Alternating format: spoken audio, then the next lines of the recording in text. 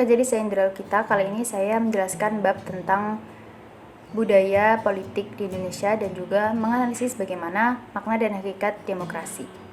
Kita langsung lanjut ke pembahasannya. Jadi yang pertama kita harus tahu dulu apa itu budaya politik. Jadi budaya politik itu adalah di mana suatu kegiatan atau pola kehidupan masyarakat dalam menjalankan kehidupan bernegaranya itu entah itu dalam hal administrasi, terus kemudian hukum, politik, pokoknya kebiasaan-kebiasaan masyarakat yang dilakukan dalam menjalankan kehidupan bernegara gitu intinya. Jadi budaya politik itu merujuk kepada dua orientasi, yaitu tingkah laku individu dan juga tingkah laku masyarakat. Di mana tingkah laku masyarakat itu tidak dapat dipisahkan dari tingkah laku individu gitu. Jadi di sini dapat dibagi menjadi dua kan tadi, di mana orientasi individu itu tuh dapat juga ada 3 macam juga, yaitu tentang orientasi kognitif yang pertama. Orientasi kognitif itu adalah orientasi tentang pengetahuan si individu ini terhadap kehidupan politik di sekitarnya. Jadi siapa pemerintahnya, kebijakan apa yang diambil. Jadi pokoknya si individu ini lebih mengetahui hal-hal yang berbau tentang politik gitu. Sedangkan yang kedua itu ada orientasi afektif, di mana orientasi ini tuh kayak lebih ke arah perasaan dan juga perasaan seseorang terhadap kondisi politik yang sedang terjadi di lingkungannya gitu. Yang ketiga ada orientasi evaluatif, di mana si individu ini tuh lebih kayak dia tuh memberikan penilaian terhadap kinerja politik yang sedang terjadi di lingkungannya. Jadi dia lebih kayak menilai gitu sih, apakah dia kebijakan-kebijakan yang diambil pemerintah itu kayak berjalan dengan baik atau tidak gitu. Dia tuh lebih cenderung menilai.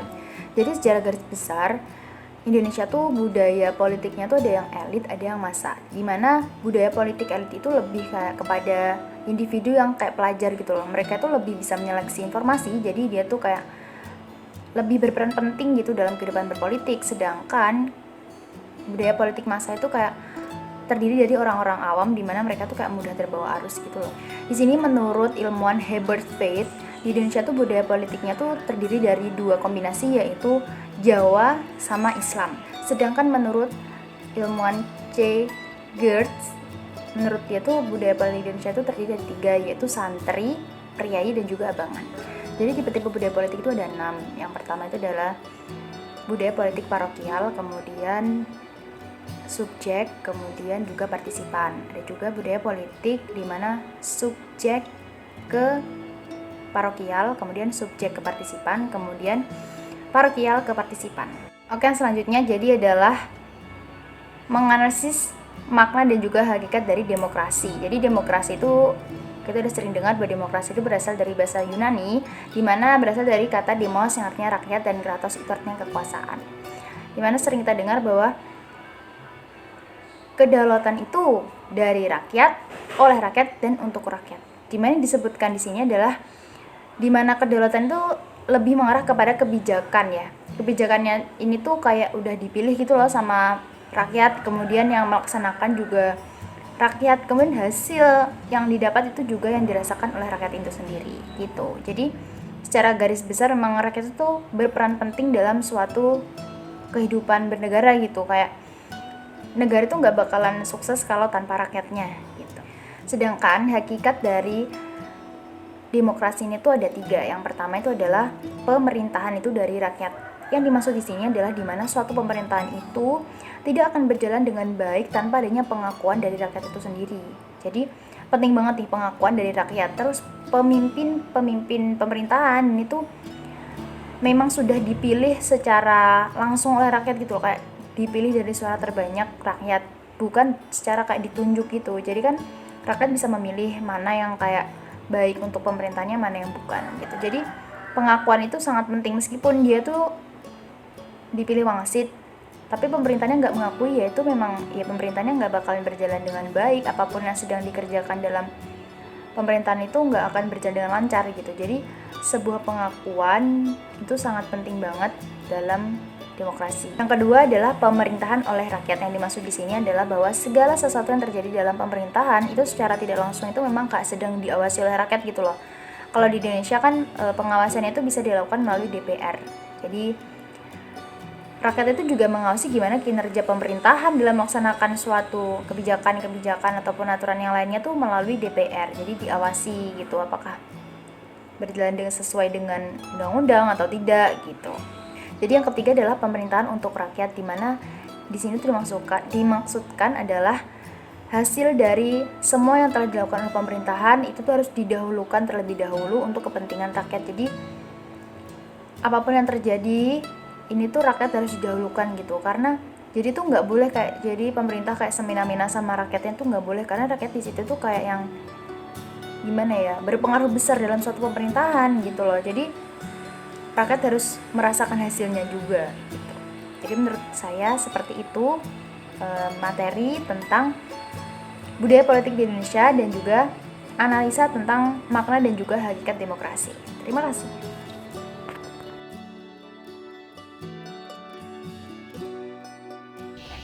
Saya akan menjelaskan tentang unsur pembentuk demokrasi. Unsur pembentuk demokrasi yang pertama adalah negara hukum.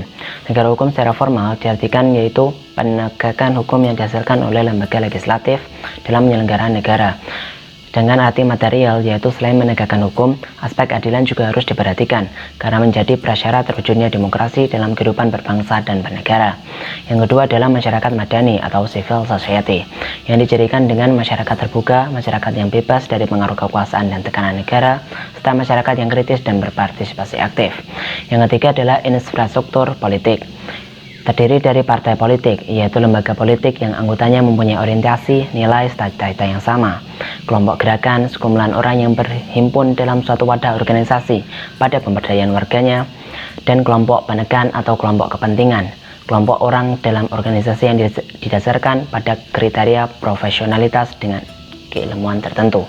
Saya akan menjelaskan model-model demokrasi berdasarkan ideologi. Yang pertama, demokrasi konstitusional atau liberal. Dasar pelaksanaannya adalah kebebasan individu. Ciri khas pemerintahan adalah kekuasaan pemerintah terbatas dan tidak diperkenankan banyak campur tangan dan bertindak sewenang-wenang terhadap warganya. Yang kekuasaan pemerintah dibatasi oleh konstitusi. Yang kedua adalah demokrasi rakyat, yang mencita-citakan kehidupan tanpa kelas sosial dan tanpa kepemilikan pribadi. Yang merupakan bentuk khusus demokrasi yang memenuhi fungsi diktator proletar dan sering disebut demokrasi proletar yang berhaluan marxisme serta komunisme. Selanjutnya adalah berdasarkan cara penyaluran kehendak rakyat. Yang pertama adalah demokrasi langsung. Dalam sistem demokrasi langsung, rakyat secara langsung mengemukakan kehendaknya dalam rapat yang dihadiri oleh seluruh rakyat. Demokrasi ini dapat dijadikan apabila negara berpenduduk sedikit dan berwilayah kecil. Yang kedua adalah demokrasi perwakilan, di mana sekarang ini yang sering dipilih.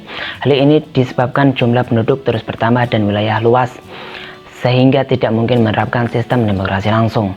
Rakyat menyalurkan kehendak dengan memilih wakil-wakilnya untuk duduk dalam lembaga perwakilan atau parlemen. Yang ketiga adalah demokrasi perwakilan sistem referendum, yang merupakan gabungan dari demokrasi langsung dan perwakilan. Rakyat memilih wakil mereka untuk duduk dalam lembaga perwakilan, tetapi lembaga perwakilan tersebut dikontrol oleh pengaruh rakyat dengan sistem referendum dan inisiatif rakyat.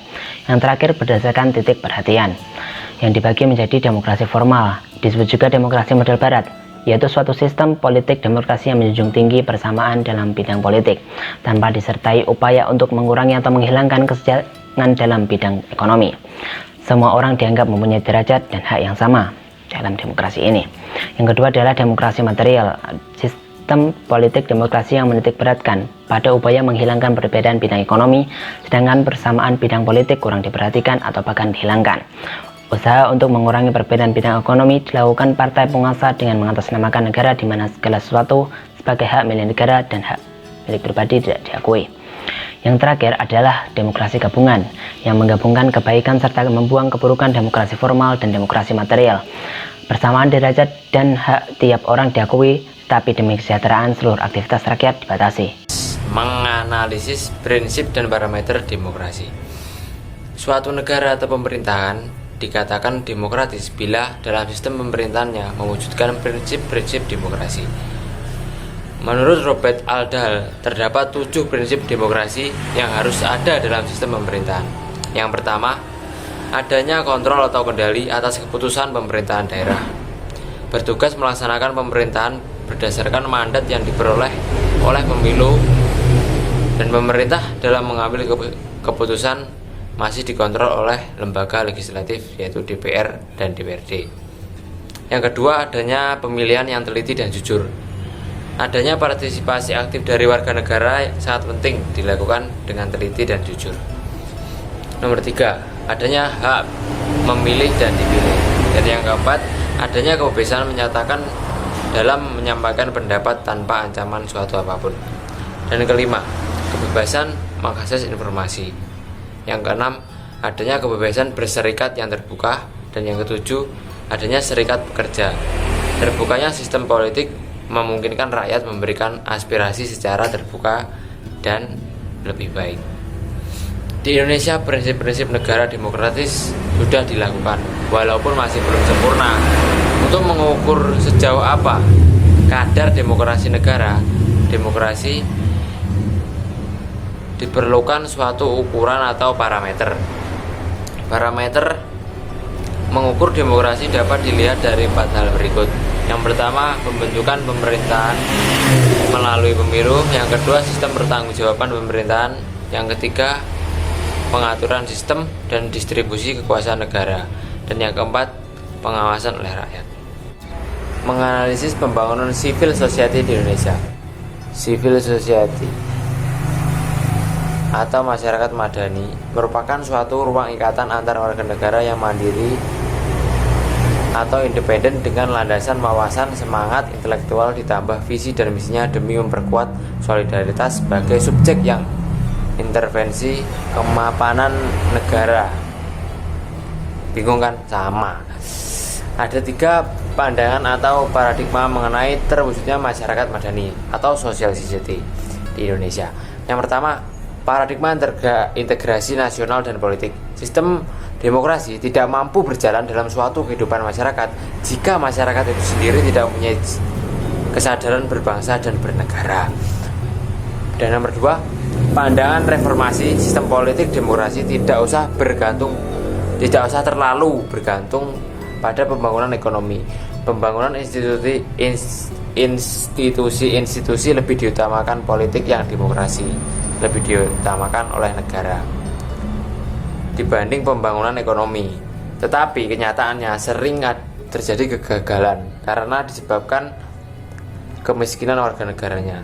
Dan yang ketiga, paradigma pembangunan masyarakat madani sebagai basis utama pembangunan demokrasi. Baiklah, terima kasih. Assalamualaikum warahmatullahi wabarakatuh. Di sini saya akan menyampaikan materi selanjutnya, yaitu mengenai sejarah dan perkembangan demokrasi di Indonesia. Pemikiran tentang demokrasi dan penerapannya semakin menemukan bentuknya yang makin sempurna di negara-negara Eropa pada akhir abad ke-19 dan awal abad 20. Namun di sisi lain kita tidak boleh lupa bahwa Eropa mempunyai tempat lain di tanah koloni dan jajahan justru menunjukkan wajah yang berbeda. 4. Perkembangan demokrasi di Eropa sekali-kali tak ingin dibagikannya ke tanah jajahannya, meski berusaha sekuat tenaga memonopoli pencapaiannya. Dalam hal demokrasi, nyatanya pemikiran tentang demokrasi bocor juga. Pada kasus Indonesia, kita akan melihat bahwa kebocoran itu terutama sekali dimotori oleh sekelompok mahasiswa Indonesia yang dengan susah payah dan luar biasa mendapatkan akses untuk melanjutkan pendidikan di Eropa. Pada generasi Hatta, ide demokrasi terus meresap dalam gerakan menuntun kemerdekaan. Ide demokrasi yang dicuri di negeri penjajah menjalin pergumulan dengan kondisi real Indonesia dan konsep-konsep khas Indonesia. Menyaksikan pergumulan terus berlanjut di alam Indonesia mereka, walau mengalami jalan sering terjal dan berliku. Pada perjuangan awal, kekalahan Jepang pada Perang Dunia dimanfaatkan Indonesia untuk memproklamasikan kemerdekaannya. Cukup berani, di usianya yang masih muda, Indonesia mencoba mengadopsi sistem demokrasi parlementer, kabinet bertanggung jawab terhadap parlemen yang dibentuk bukan melalui pemilu. Si parlementer berjalan seera-era, kabinet jatuh bangun dengan cepat. Sebelum berbuat banyak, kabinet seringkali tak berdaya sampai presiden dan wakil presiden harus turun tangan, pasang badan untuk menolong kabinet dari serangan parlemen. Barat Indonesia akhirnya mampu melewati masa sulitnya. Pada tahun 1950 dibuat suatu undang-undang dasar sementara untuk menyokong sistem parlemen yang telah berjalan. Patut diingat bahwa sebenarnya undang-undang yang dibuat pada tahun 1945 tidak menandai sebuah republik parlementer. Indonesia memasuki babak baru yang seringkali disebut demokrasi parlementer. Pada masa saat ini, nyatanya jatuh bangun kabinet masih saja terjadi. Tidak ada kabinet yang mau bertahan sampai 2 tahun. Namun ada juga yang patut dibanggakan, yaitu pada pemilu tahun 1955, sebuah pemilu yang dikenal sebagai salah satu pemilu paling demokratis sepanjang sejarah Indonesia. Sekian, kurang lebihnya mohon maaf. Wassalamualaikum warahmatullahi wabarakatuh.